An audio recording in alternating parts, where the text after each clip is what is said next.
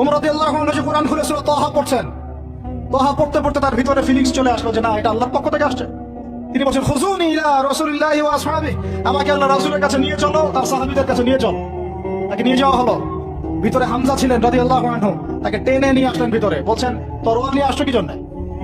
হ্যাঁ, আলা তানতাহি হাত্তা ইয়াজআল আল্লাহু বিকা কারিয়া, ততক্ষণ পর্যন্ত কি তুমি ক্ষান্ত হবে না যতক্ষণ আল্লাহর গজব না আসছে তোমার উপরে?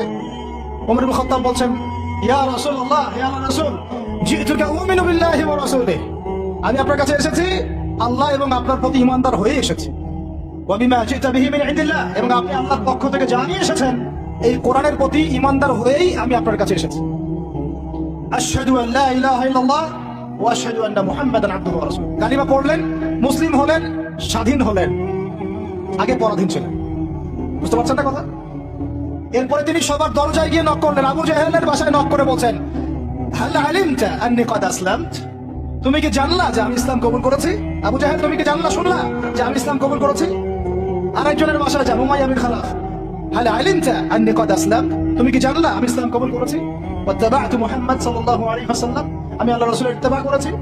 এরপর কুরাইশদের এই কাবার সামনে গিয়ে বলছেন, ইয়া মা'শারাল কুরাইশ, হে কুরাইশ, তোমরা শুনো, ই'লামু আন্নী ক্বাদ আসলামতু, তোমরা জেনে রাখো যে আমি ইসলাম কবুল করেছি।